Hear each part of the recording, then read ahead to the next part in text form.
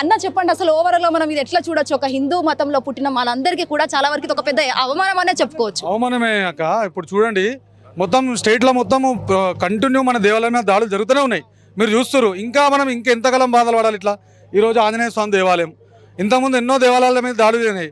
మొన్న పురాణాపుల్లో జరిగింది, అమ్మవారి టెంపుల్ మీద జరిగింది. అమ్మవారిని తన్నిండి ఒకడైతే ఆడ మొత్తం 2 పోయిండు అక్కడ పోయి. ఇంత ఘోరంగా హిందువులను అవమానిస్తున్నారు. మనం హిందూ దేశంలో ఉన్నామా లేదా పాకిస్తాన్ ఉన్నామా బంగ్లాదేశ్లో ఉన్నామా అర్థమవుతలేదు. ఈ గవర్నమెంట్ వచ్చినాక దాదాపు 40 దేవాలయాల మీద దాడులు చేశారు. మరి ఇది గమనించాలి. గవర్నమెంట్ ఉందా, మరి ఏం చేస్తుంది? నిద్రపోయిందా, మొద్దు నిద్రపోయిందా? హిందువులు బతకాలనా వద్దా మరి దేశంలో? చెప్పండి, మరి హిందువులు బతకాలా వద్దా? చంపేస్తారా హిందువుల్ని? ఇట్లా ఎన్ని రోజులు మా అస్తిత్వాన్ని మేము కాపాడుకోలేకపోతున్నాం అక్క. మా అస్తిత్వాన్ని మేము కాపాడుకోలేకపోతున్నాం, మా దేవాలయాన్ని కాపాడుకోలేకపోతున్నాం. మా దేవాలయాన్ని కాపాడుకోలేనప్పుడు మేము ఏడ కాపాడుకోబడతాం? మా పిల్లల్ని ఏడ కాపాడుకోగలుగుతున్నాం? వేరే చూస్తున్నారు. ఆ నిర్మల్లో అక్కడ ఒక హిందువులు ఉన్న బండిలో డ్రైవ్ చేస్తుంటే వాళ్ళ మీద దాడులు చేస్తారు. ఎక్కడ మేము సురక్షితంగా ఉన్నాం? ఆలోచించాలి. దేవాలయాన్ని మేము కాపాడుకోలేము. మా ప్రాణాలు దేవాలయం అంటే మా ప్రాణం. మా దేవాలయాన్ని కాపాడుకోలేకపోతున్నాం. అరే, మీ పవిత్ర రంజాన్ అంటారు కదా, మీ పవిత్ర రంజాన్లో ఇవన్నీ ఏంటి దాడులు? మా దేవాలయాల మీద దాడులు ఏంది? ఇది ఆలోచించాలి. మరి గవర్నమెంట్ ఏం చేస్తుంది? పోలీస్ వ్యవస్థ ఏం చేస్తుంది? ఈ 2 రోజులే ఇవన్నీ ఇక్కడ జరిగేటివన్నీ. అందరూ హుటాహుటిని అందరూ వస్తారు ఇడికి, అన్ని క్లీన్ చేస్తాం, అందరూ శాంతియుతంగా ఉండాలని మా హిందువులు నచ్చ చెప్తారు. వాళ్ళు మరి చేసినోడిని పట్టుకోవాలి కదా, దాడి చేసినోడిని పట్టుకోవాలి కదా.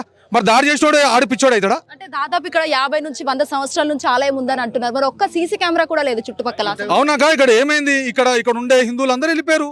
వీళ్ళు ఒక హిందువులు ఉన్న ప్లేస్లో, ఒక 100 మంది ఉన్న ప్లేస్లో ఒక 10 మంది బ్రతుకుతారు. అదే 100 మంది ముస్లిం ఉన్న ప్లేస్లో హిందూ బతుకుతాడా? చెప్పండి అక్క, మీరు చెప్పండి. ఇక్కడ ఇంత పెద్ద ప్లేస్ ఉంది. దాదాపు ఇక్కడ అన్నవాళ్ళు ఇక్కడనే ఉంటారు. 35 ఎకరాలు 40 ఎకరాల వరకు ఉండేనంట. అంతా కబ్జా అయిపోయి ఇప్పుడు ఇక్కడ ఈ ఉన్న ప్లేస్ మాత్రం మిగిలింది. ఈ ఉన్న ఈ దేవాలయాన్ని కూడా ఎప్పుడు దాడి చేసి దీన్ని కబ్జా కింద తీసుకుందామని ఆలోచిస్తారు. అంటే కబ్జాలు చేసి వాళ్ళకి అవసరం ఏముంది? అసలు ప్లేస్ కావాలి. హైదరాబాద్ అయింది, సిటీ అయింది, డెవలప్మెంట్ అయింది. హిందువుల్ని చంపాలి, నాశనం చేయాలి, గుళ్ళు ఉండొద్దు, ఈ ల్యాండ్ జిహాద్ చేయాలి. ఎవరైతే హిందువులను సమానంగా నాశనం చేసేయాలి, దూరం చేసేయాలి. వాళ్ళ ధర్మమే చెప్తుంది. శక్తులు ఎవరైతే ఉన్నారో హిందువుల్ని చంపాలి. కాఫీర్లలో ఉంటే హిందువుల్ని చంపేయాలి. ఇదే వాళ్ళు చేసేది. ప్రతిదీ ఇదే జరుగుతుంది. ప్రీ ప్లాన్డ్ గానే చేసిండ్రు. ప్రీ ప్లాన్డ్ అక్క. అది దేవాలయం బంద్ చేసిన దేవాలయం తాళాలు వేసిన విగ్రహాన్ని పలగొట్టి మన హిందువులు చేస్తారా? ఏమైనా మసీదుని చేస్తారా? ఆడు పోయినోడు కూడా దండం పెట్టుకుంటాడు. ఇట్లా దండం పెట్టుకుని పక్కకి వెళ్ళిపోతాడు. మన వాళ్ళు ఎవ్వరు చేరిది. చాలా శాంతియుతంగా ఉంటారు హిందువులు పడుతురు. కానీ పోలీసు వాళ్ళు, గవర్నమెంట్ అందరు మా మీదే దాడులు చేస్తారు. సో ఈ ఆలయాలు ఇవన్నీ ధ్వంసం చేయడానికి, అరికట్టడానికి మీరేమన్నా సోషల్ మెసేజ్ ఉంది? అందరూ కలిసికట్టుగా ఉండాలి. హిందువులందరూ పార్టీలన్నీ పక్కన పెట్టేసేయాలి. మన హిందువులందరూ దగ్గరకు వచ్చినప్పుడు అందరం కలిసికట్టుగా మేల్కోవాలి. హిందూ సమాజం అంతా మేల్కోవాలి.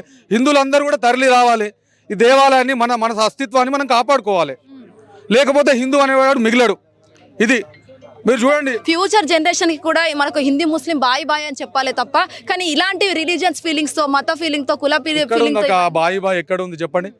మా హిందువుల్ని చంపుతుర్రు, మా అమ్మాయిల్ని తీసుకెళ్తుర్రు, ల్యాండ్ జిహాద్ చేస్తుర్రు. ఎన్నో రకాలుగా చేస్తుర్రు. వాళ్ళు తినే వస్తువులలో ఉంచుతుర్రు, మూత్రాలు పోస్తుర్రు. అన్ని వీడియోస్ ఉన్నాయి. మరి ఎక్కడ బాయ్ ఎక్కడున్నాడు బాయ్? ఇది దాడి చేసినోడు బాయా? మా దేవాలయాల మీద దాడి చేసినోడు బాయా?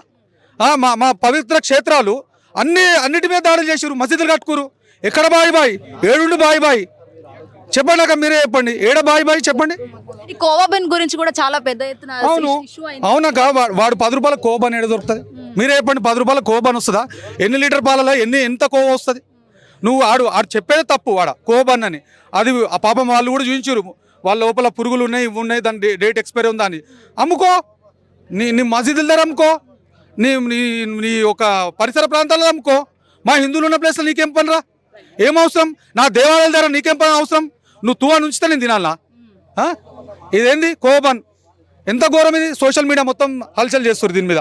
మనోడు అనుకున్నా, నువ్వు అమ్ముకో, నీ ప్లేస్లో నువ్వు అమ్ముకో, నీ మసీదు దగ్గర అమ్ముకో, చార్మినార్ ప్లేస్లో అమ్ముకో, పోయి నీకు దమ్ముంటే 10 రూపాయల కోబన్ అమ్ముకో, సావురి. మాకేంది? ఆ కోవబన్ కూడా మనకు ఏదైతే ఆవు నుంచే వస్తుంది. ఇప్పుడు ఆవును కూడా కట్ చేసుకుంటూ అమ్ముతున్నారు. అవును.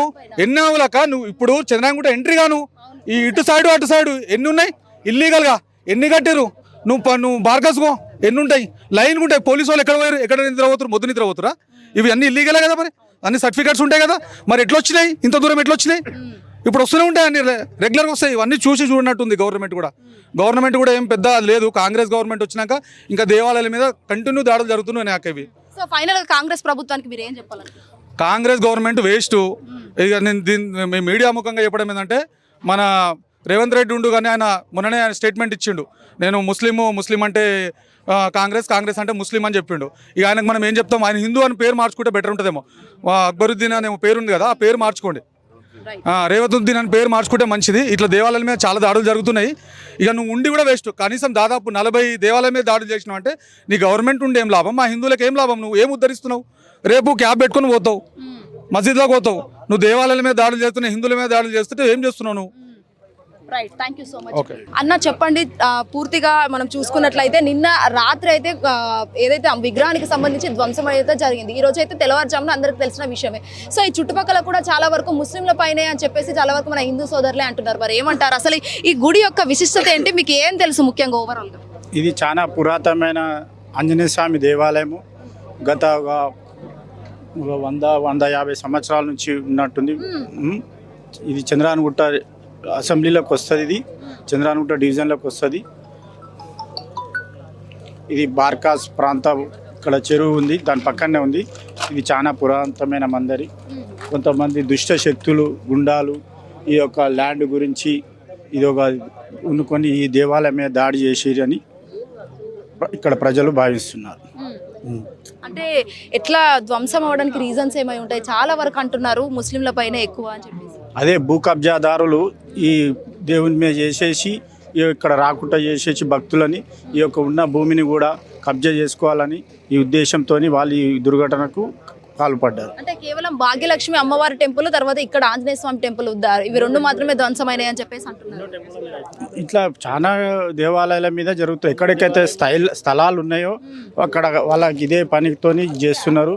ఈ భూ కబ్జాదారులు తోని ఇట్లా దేవాలయం ధ్వంసానికి పాల్పడుతున్నారు. అంటే గవర్నమెంట్ కు మీరు ఏం విన్నపించుకోలేదా ఇప్పటిదాకా? గవర్నమెంట్కి కూడా ఇక్కడ స్థానిక మా కార్యకర్తలు ప్రజలు అందరూ విన్నపించుకుంటారు. ఇంతకుముందు కూడా 2-3 సార్లు ఫిర్యాదు చేసినా కూడా ఎవరు దీని గురించి పట్టించుకుంటే లేరు.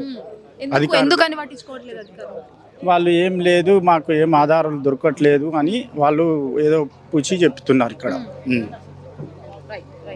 సో ఈ విధంగా ఇలా ఆలయాల పైన ధ్వంసం చేయడం, ఆలయాలను కూల్చే ప్రయత్నాలు చేయడం లాంటివి చాలా వరకు జరుగుతున్న పరిస్థితుల్లో ప్రస్తుతం మన హిందూ సోదరులు అయితే ఆ తీవ్ర ఆగ్రహాన్ని వ్యక్తం చేస్తున్న పరిస్థితులు కూడా కనిపిస్తున్నాయి. దాదాపు అంత ఎండ కొడుతున్న, అంత ఉష్ణోగ్రత ఉన్న నేపథ్యంలో వాళ్ళందరూ కూడా ఒక్కటై కలిసి స్వామివారికి ఆలయం నిర్మిస్తున్న పనులు కూడా ఖచ్చితంగా ఇక్కడ గవర్నమెంట్ కూడా చేయాలి అని చెప్పేసి హిందూ సోదరులు వాళ్ళు మొరపెట్టుకున్న పరిస్థితులు కూడా ఇక్కడ కనిపిస్తున్నాయి. దాదాపుగా వాళ్ళు స్వామివారికి పూజలు చేసి మరీ టెంకాయలు కొట్టి కూడా ఇక్కడ కనిపిస్తున్న పరిస్థితులు మనం ఒకసారి హిట్ టీవీ స్క్రీన్ పైన విజువల్స్ లో చూస్తున్నాము. సో ప్రస్తుతం ఇదంతా కూడా క్లీన్ అవుతున్న సిచ్యువేషన్స్ ఇక్కడ కనిపిస్తున్నాయి. మరో 2 రోజుల్లో ఇక్కడ ఆలయాన్ని నిర్మిస్తామని చెప్పేసి అయితే హిందూ సోదరులు ఒకటై వారైతే నినాదాలు చేస్తున్న పరిస్థితులు కూడా కనిపిస్తున్నాయి. హిట్ టీవీ యాప్, ఇందులో short news, live news, entertainment shows, movies, digital magazines తో పాటు మీ జిల్లా వార్తలను కూడా ఫ్రీగా చూడొచ్చు. ఇంకెందుకు ఆలస్యం, వెంటనే హిట్ టీవీ యాప్ ని డౌన్లోడ్ చేసుకుని ఫ్రీగా ఎంటర్టైన్మెంట్ పొందండి. Hit TV app. Hit TV app. Please download hit TV app. Hit TV app ని ఫ్రీగా డౌన్లోడ్ చేసుకొని ఎంజాయ్ చేయండి. మీకు నచ్చిన ఎంటర్టైన్మెంట్ కోసం హిట్ టీవీ యాప్ ని ఫ్రీగా డౌన్లోడ్ చేసుకొని ఎంజాయ్ చేయండి. హిట్ టీవీ యాప్ ని డౌన్లోడ్ చేసుకుని ఆస్వాదించండి, ఆశీర్వదించండి. ఇంతమంది సెలబ్రిటీలు హిట్ టీవీ యాప్ ని డౌన్లోడ్ చేసుకోండి అని చెప్తున్నారంటే ఎంత మంచి యాప్ ఆలోచించండి. అమెరికా అమెరికా అమెరికా అమెరికాలో చదవాలనుకునే వాళ్ళకి విశ్వసనీయమైన పేరు మన శౌర్య కన్సల్టెన్సీ. UK లో 1 year masters, UK లో 1 year masters, 2 years work permit up to 5 years visa. Contact Saurya Consultancy. Contact 89851 89851.